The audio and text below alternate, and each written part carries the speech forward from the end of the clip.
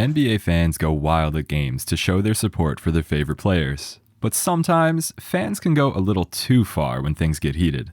These are 5 times that NBA fans went too far. Before we begin, leave a like and subscribe to see more content like this in the future. Number 5. Russell Westbrook's fight attempt. Starting our list is when an elderly man tried to fight with NBA player Russell Westbrook. It was the opening game of the 2016 season, and the crowd was already abuzz, considering the game was Joel Embiid's debut game with the Philadelphia 76ers. Russell Westbrook played on the opposing team, the Oklahoma City Thunder, but the stadium was already filled with energy from the fans. With the Oklahoma City Thunder down quite a few points, fans from the Philadelphia 76ers went crazy. However, in an incredible play, the Thunder could steal the ball and Westbrook dribbled past the defenders to make an excellent shot. He taunted the audience a bit in celebration, and it looks like one grandpa didn't appreciate the gesture. He went right up to Westbrook and flipped him off, taunting him and trying to start a fight. He was then escorted out by security. Eventually, the man released a public apology for trying to start a fight. Number 4. Mark Stevens' anger. The next event on our list took place in the 2019 NBA Finals. In the fourth quarter between the Golden State Warriors and the Toronto Raptors, the game was incredibly close. The audience was at the edge of their seats, truly unsure of who would win. After Serge Ibaka accidentally smacked the ball into the sidelines when blocking a shot, Kyle Lowry ended up diving to the crowd on accident while trying to recover the ball. In this dive, he ended up hitting an investor for the Golden State Warriors, Mark Stevens. Stevens didn't take the accidental hit lightly and shoved Lowry while yelling expletives at him. Stevens was fined $500,000 and was banned from NBA games for an entire year. In an interview about the situation, Lowry said that he would have handled the situation much differently if it were anyone else. Anywhere other situation, if it wasn't in this situation, things may have been, they probably would have been done differently, handled differently by me. Understanding that, like, I have 2 young children, and to being able to hold myself to a certain standard, which I do. I hold myself to a high standard. I got to make sure that I uphold that. That is to say, he would most definitely win that fight. Number 3, attempting to blind James Harden. Third on our list, this has to be one of the craziest and most dangerous things attempted by an NBA fan.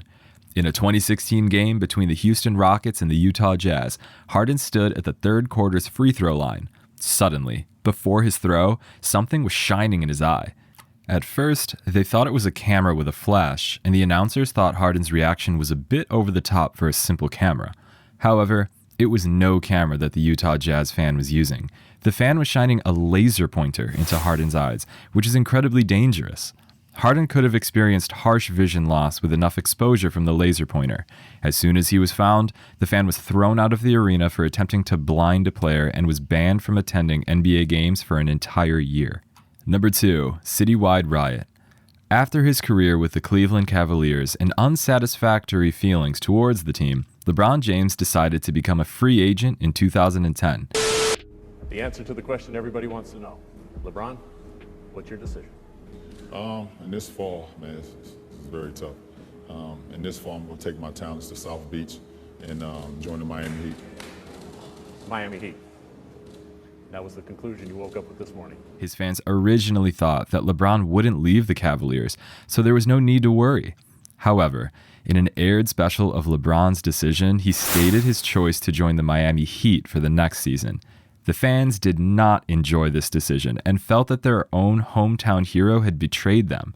In their anger, the fans started to burn their LeBron merch and rioted in the streets. They expressed their disappointment with LeBron in interviews, saying how they felt LeBron betrayed them in their city. Considering the boost that LeBron gave to the local economy and how the Cavaliers had supported him through high school, it makes sense that the fans felt betrayed when he left. But this reaction of burning and rioting in the streets over his decision might have gone too far. And when LeBron came back to Cleveland as part of the Miami Heat, he needed security to protect him from the still angry fans. LeBron eventually returned to the Cavaliers and fulfilled his promise of bringing a championship to Cleveland, winning the fans over again. Yet still, LeBron was only considering his career when he made a fateful decision. Even after fans turned on him in such an intense manner, to still play basketball is truly a testament to his love of the sport. Number 1, the biggest fight in NBA history. One of the most intense times that NBA fans went too far has to be the biggest fight in NBA history. Dubbed the Malice at the Palace, this fight was one of the most infamous events for the NBA. On November 9, 2004, in a game between the Indiana Pacers and the Detroit Pistons, the fans went wild as the game progressed. Considering the Detroit Pistons defeated the Indiana Pacers before moving on to the championships the year prior, tensions between the fans were high. The Indiana Pacers considered this their revenge game, since this was the first time the two teams had played against each other since that fateful game. In the first quarter, it seemed like the Pacers were in control of the game. As the game progressed, things started to get a little more physical between players. As the Indiana Pacers continued to dominate the game, the Detroit Pistons got more and more heated. At only 1 minute left in the game, the Indiana Pacers led the score with 97-82. As Ben Wallace made an inside pass and tried to lay up, but he got hit hard with a foul by Ron Artest. Wallace was not about to take that lightly. He went after Artest with a hard shove, and that started it all. Players started going after each other on the court, with some trying to pull them apart to separate the fight. Artest was able to escape the beginning of most of the fight, laying down on the side to try and cool off after the incident. However, a fan decided to kick things up again once the teams had slightly settled. The fan threw a Diet Coke soda at Artest, drenching him. This brought the fight from the court to the entire sports arena.